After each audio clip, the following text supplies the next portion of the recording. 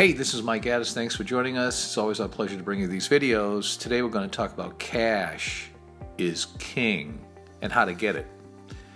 Cash is the reason I invest in companies. So let's look at what and why cash is important and not what some people call trash. You can print money. Cash is the only reason companies are in business. It's the only reason why we work. Therefore, my primary focus is to create more cash through profits. So the more sales I have, the more profits I make. The more my investments make cash, the more I can reinvest back into income-producing assets. The key word here is income-producing assets. The purpose of my business is to produce cash. Therefore, the more cash I produce, the greater value the business has. Therefore, I'm in business to produce cash. Warren Buffett has $122 billion in cash sitting in his bank account. As a result of the cash his company produces, so he needs to find investments so he can continue to reinvest and create more cash. My job is the same. The more cash I have, the more assets I can buy.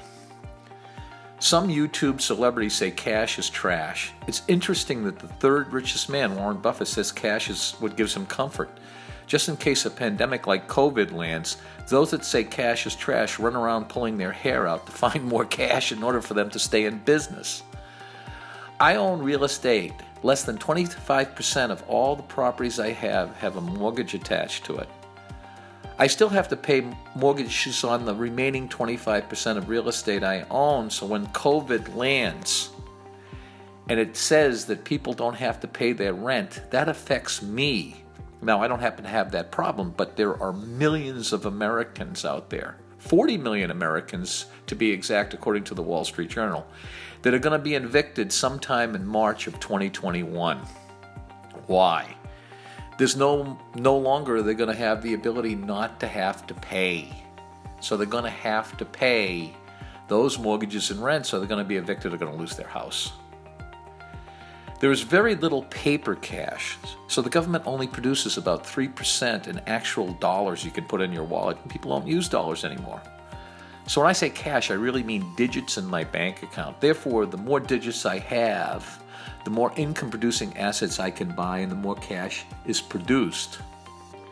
More cash means more equity. The more cash I generate, the more equity I create. Therefore, having more cash income helps me to pay down mortgage debt, for example. Therefore, it produces more equity in my property. The more cash my business is produced, the more I can reduce credit debt, the more increase the cash flow I have. So more cash means more equity, which means I have a greater ownership in the asset, the business or the real estate, and that it also reduces my debt. Let me give you an example. Say I own a property that's worth $500,000. I'm generating cash from that property, and I have a mortgage of $400,000. If I reduce my mortgage by $100,000, I now have a mortgage of $300,000, and the property's still worth $500,000. So the greater my equity, the more cash I get because I have to pay less debt. So more cash flow reduces my debt and increases the amount of cash I have coming in.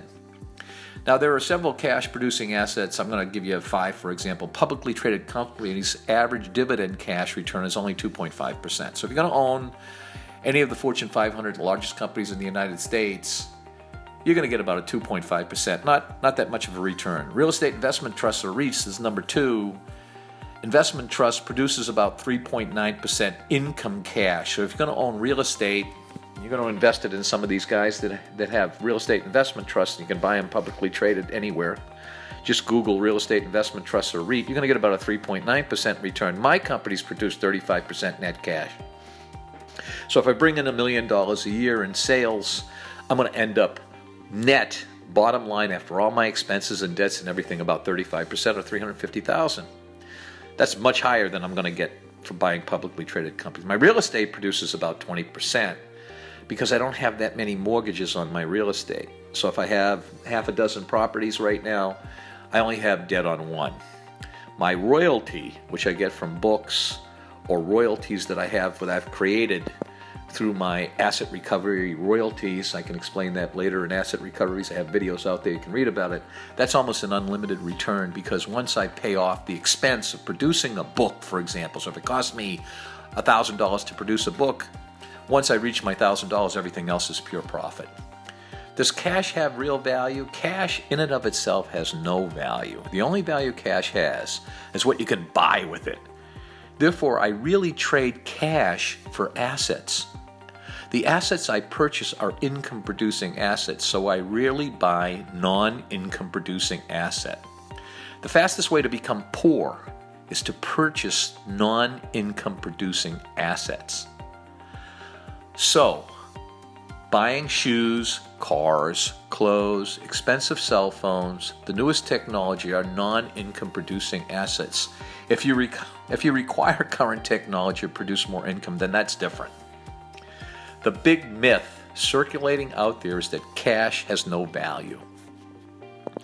This is totally nonsense.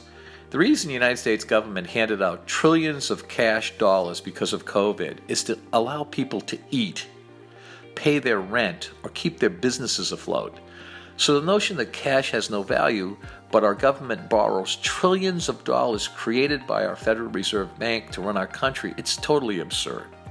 The United States economy relies on creating debt, which in turn is turned into cash so we can continue to operate and function our economy. My investments rely on me to continue producing cash. Therefore, the only reason I own businesses or real estate is to produce cash. So if something happens, I have ample cash to continue operating my businesses. Is cash king or trash? If I run out of cash, then cash is king. However, since I have plenty of cash on hand, it affords me peace of mind and the ability to find and purchase undervalued income-producing assets or investments. So these investments produce income even when I am sleeping.